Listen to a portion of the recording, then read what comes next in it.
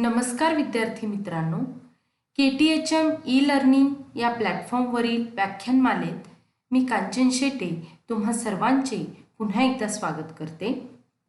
आज आपण व्यवसाय प्रशासन 3 वित्त, उत्पादन आणि प्रक्रिया कार्ये या विषयाच्या प्रथम प्रकरणातील दुसऱ्या मुद्द्याकडे जाण्यापूर्वी या आधीच्या लेक्चरमध्ये अभ्यासलेल्या मुद्द्यांचा आढावा घेऊया. विद्यार्थी मित्रांनो, याआधी आपण पैसा या संकल्पनेचा सविस्तर अभ्यास केला, तसेच पैशांच्या कार्यांचाही अभ्यास केला.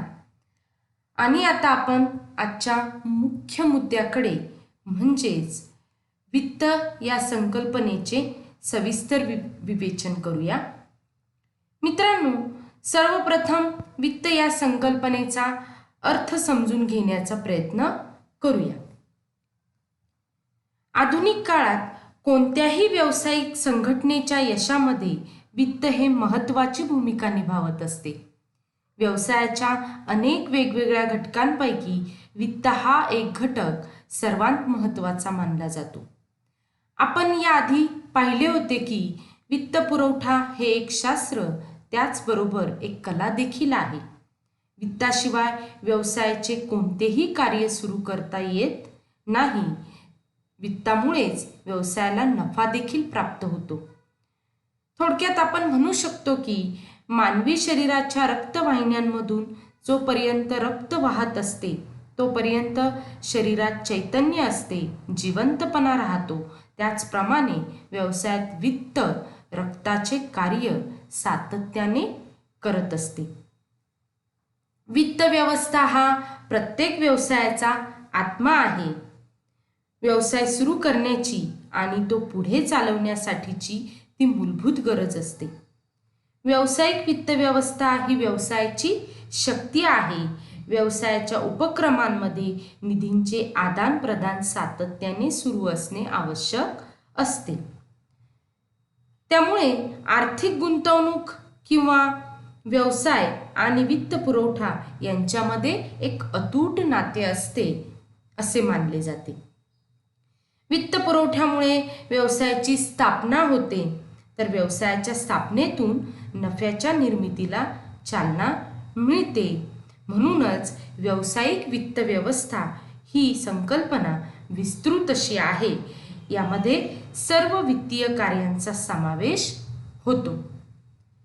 यानंतर आपण विविध अर्थतज्ञांनी केलेल्या व्याख्यांचा विचार करूया. त्यामध्ये 2 अर्थतज्ञांनी दिलेले व्याख्या आहे. पहिली आहे बॉर्नव्हिल व दिवे आणि दुसरी आहे ती म्हणजे गुथमन आणि डॉगल. मित्रांनो, व्यावसायिक वित्त व्यवस्था म्हणजे पैशाचा उपयोग करण्यासंबंधीची आधुनिक आर्थिक पद्धती होय. ज्यावेळी आवश्यक असेल त्यावेळी पैशाची व्यवस्था करणे म्हणजे वित्त व्यवस्था. बॉर्नव्हिल व दिवे यांच्या म्हणण्यानुसार व्यावसायिक वित्त व्यवस्थेमध्ये व्यवसायामध्ये उपयोगात आणले जात असलेले कोणत्याही प्रकारचे भांडवल किंवा निधी की ज्यामध्ये त्यांची उभारणी, पुरवणी आणि व्यवस्थापन यांचा समावेश होतो. गुथमन आणि डॉगल यांच्या म्हणण्यानुसार व्यवसायात उपयोगात येणाऱ्या सर्व प्रकारच्या निधींचे नियोजन, उभारणी आणि प्रशासन करणे म्हणजे वित्त व्यवस्था होय.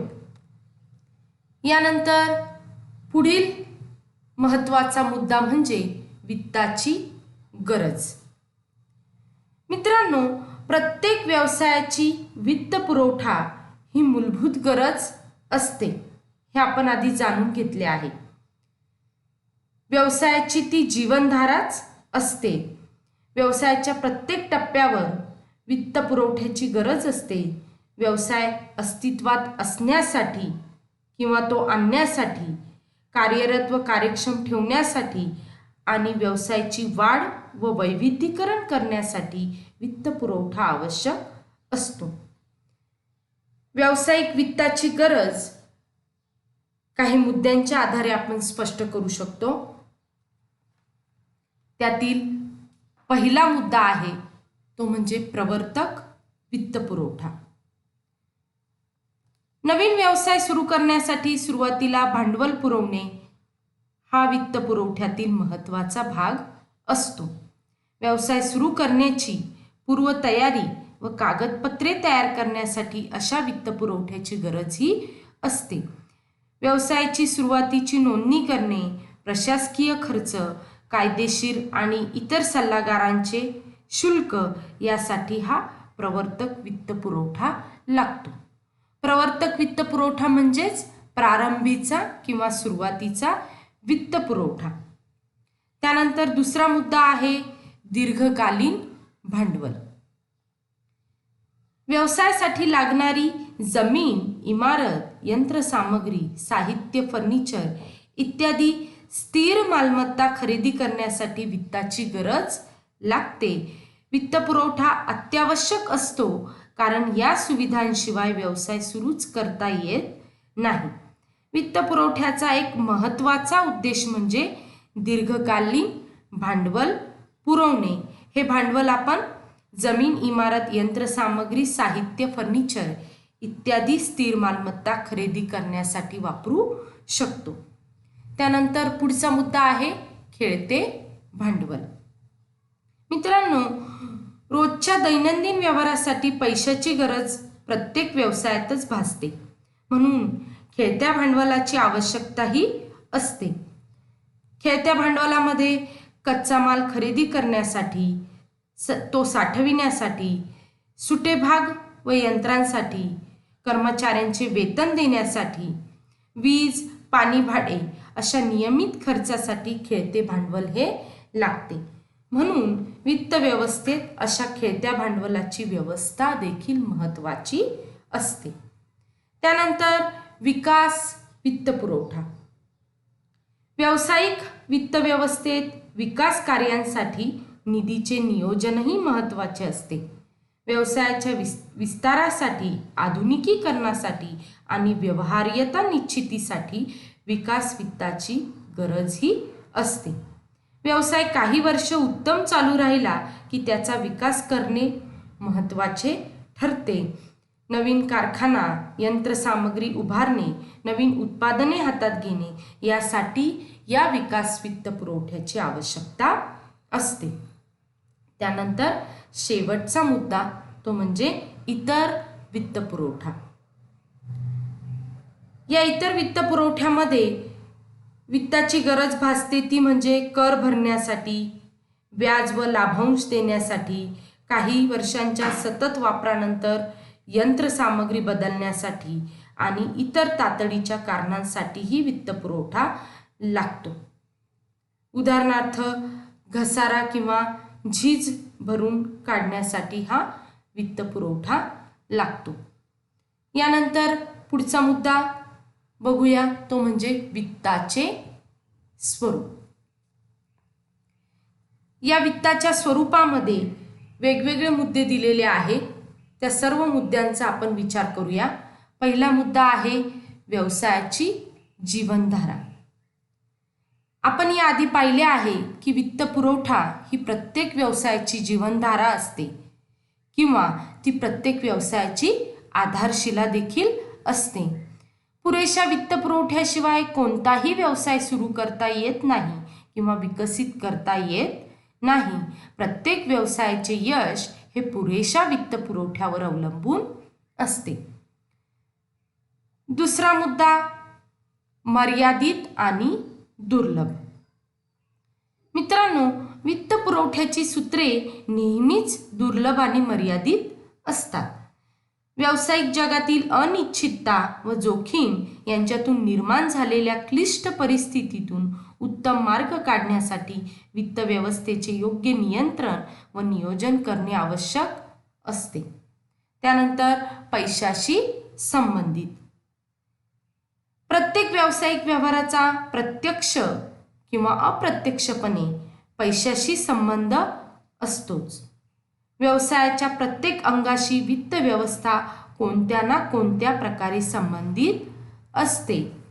म्हणूनच वित्ताची गरज किंवा वित्ताचे स्वरूप हे पैशाशी संबंधित असे आहे. त्यानंतर महत्त्वाचे कार्य.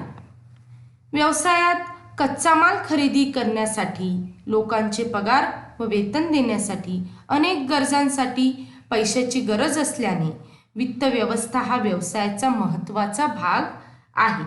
जेव्हा जेव्हा गरज भासते तेव्हा आवश्यक तेवढा निधी उपलब्ध व्हावा यासाठी योग्य नियोजन करणे गरजेचे असते. त्यानंतर निधी संकलन आणि वापर. वित्त व्यवस्थेच्या कार्यात निधी संकलन आणि वापर यांचा समावेश होतो. त्यामध्ये आर्थिक नियोजन, रोख प्रवाहाचे अंदाजपत्रक, निधी उभारणे, निधींचे नियोजन करणे व त्यांचा वापर करणे व आर्थिक नियंत्रण यांचा समावेश हा निधी संकलन आणि त्याच्या वापरामध्ये होतो. त्यानंतर पुढचा मुद्दा आहे वित्त पुरवठ्याचे प्रकार. विद्यार्थी मित्रांनो, कंपनीला लागणाऱ्या निधीचे किंवा वित्ताचे वेगवेगळ्या प्रकारे वर्गीकरण केलेले आहे. ते वर्गीकरण आपण विविध मुद्द्यांच्या आधारे स्पष्ट करूया. पहिले वर्गीकरण आहे वित्त स्रोतानुसार वर्गीकरण. या वित्त स्रोतानुसार अंतर्गत वित्त पुरवठा आणि बाह्य वित्त पुरवठा असे वर्गीकरण केलेले आहे. त्यानंतर जोखमीच्या स्वरूपावर वर्गीकरण. यामध्ये स्वतःचे किंवा जोखीमयुक्त भांडवल आणि कर्जाऊ घेतलेले भांडवल या प्रकारे वर्गीकरण केलेले आहे. त्यानंतर मुदतीनुसार वर्गीकरण. यामध्ये दीर्घकालीन, अल्पकालीन, मध्यम मुदतीचे भांडवल या पद्धतीने वर्गीकरण केलेले आहे. त्यानंतर हेतूनुसार वर्गीकरण. यामध्ये स्थिर भांडवल, खेळते भांडवल ह्या दोन प्रकारांचा समावेश होतो. मित्रांनो, या सर्व महत्त्वाच्या घटकांशिवाय इतर बँका, वित्तीय संस्था, सरकारी आणि सेबी, शेअर बाजार सारख्या संस्था, महत्त्वाचे पुरवठादार आणि ग्राहक यांच्याशी संपर्क राखण्यासाठी लागणारा खर्चही वित्त नियंत्रण कार्यात विचारात घेतला जातो. यानंतरचा पॉइंट आहे तो म्हणजे वित्ताचे महत्त्व. मित्रांनो, कोणत्याही व्यवसाय संस्थेत वित्त व्यवस्थापन हे महत्त्वाचे कार्य असते. कारण कच्चा माल आणि यंत्र खरेदीसाठी, कर्मचाऱ्यांचे वेतन देण्यासाठी आणि प्रशासनासाठी पैशाची आवश्यकता असते हे आपल्याला माहीतच आहे. कोणत्याही व्यवसायातील वित्तपुरवठा ही जीवनधारा आहे किंवा आधारशिला आहे. व्यवसायाच्या विविध गरजा भागविण्यासाठी पैसा हा आवश्यक असतो. या पैशाची आवश्यकता किंवा या वित्ताचे महत्त्व आपण विविध मुद्द्यांतून जाणून घेण्याचा प्रयत्न करू शकतो. त्यातला पहिला मुद्दा आहे तो म्हणजे स्थिर मालमत्ता. व्यवसायाच्या स्थिर मालमत्तेमध्ये जमीन, इमारत, कारखाना, यंत्रसामग्री, फर्निचर इत्यादी सर्व मालमत्तेचा समावेश हा होतो. व्यवसायाच्या स्थापनेसाठी तसेच विस्तारासाठी ही स्थिर मालमत्ता आवश्यक असते. उत्पादन आणि वितरण कार्यासाठी कोणत्याही व्यवसायात जागा, इमारत, सामग्री इत्यादी लागतेच. मूलतः स्थिर मालमत्ता खर्चिक असते आणि ती प्राप्त करण्यासाठी बऱ्याच मोठ्या निधीची आवश्यकता असते. ही आवश्यकता वित्तपुरवठ्यातून पूर्ण होऊ शकते. निधी अपुरा असेल तर व्यवसाय सुरू करणे अशक्य असते. अशा प्रकारे व्यवसायासाठी आवश्यक अशी स्थिर मालमत्ता विकत घेण्यासाठी निधींची आवश्यकता असते किंवा वित्ताची आवश्यकता असते. व्यवसायाच्या स्थिर मालमत्तेत गुंतवलेला निधी म्हणजेच संस्थेचे स्थिर भांडवल होय. त्यानंतर चालू मालमत्ता. व्यवसायाच्या चालू मालमत्तेमध्ये कच्चा माल, अर्ध उपयोजित माल, तयार माल, लोकांकडून येणारी रक्कम इत्यादींचा समावेश होतो. व्यवसायाकडे अशी मालमत्ता तात्पुरत्या काळासाठी असते आणि तिचे रोखीमध्ये जलद रूपांतर करता येते. अशा सर्व कारणांसाठी निधीची आवश्यकता असते. चालू मालमत्तेत गुंतवलेला निधी म्हणजे ज्याला आपण चालू भांडवल असे म्हणतो. त्यानंतर व्यवसाय चालविण्याचा खर्च. मित्रांनो, कोणताही व्यवसाय चालविण्यासाठी पैसा लागतो. स्थिर आणि चालू मालमत्तेचा खर्च भागविण्याव्यतिरिक्त व्यवसायात इतरही अनेक खर्च असतात. उदाहरणार्थ, उत्पादन, वितरण आणि इतर कार्यात सहभागी असणाऱ्या कर्मचाऱ्यांचे वेतन, इमारत किंवा यंत्रसामग्रीचे भाडे, कर्जावरील व्याज वगैरे व इत्यादी सर्व प्रकारचे खर्चही चालू भांडवलात समाविष्ट होतात. अशा प्रकारे प्रत्येक व्यावसायिक प्रक्रियेत वित्तपुरवठा अत्यावश्यक असतो. व्यवसाय निर्मितीसाठी आणि तो चालविण्यासाठी प्रत्येक टप्प्यावर पैशाची आवश्यकता असते. पुरेशा निधीशिवाय किंवा वित्ताशिवाय व्यवसाय सुरू करता येत नाही. व्यवसायाची प्रगती, स्थैर्य, नियमित कामकाज आणि समृद्धी पर्याप्त निधीवर अवलंबून असते.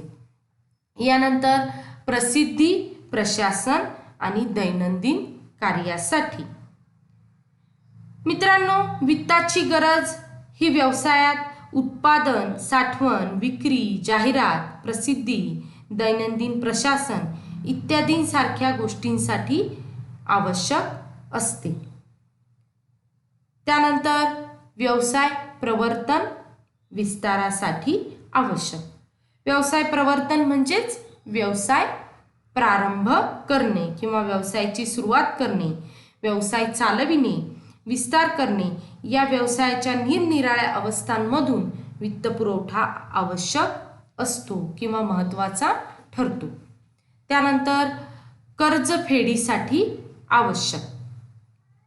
व्यवसायाची देणी वेळच्या वेळी फेडणे म्हणजेच कर्जावरचे व्याज अदा करणे, भागधारकांना लाभांश वाटप करणे, विविध प्रकारचा मालपुरवठा करणाऱ्यांना आगाऊ रकमा देणे याकरता भांडवलाची आवश्यकता असते.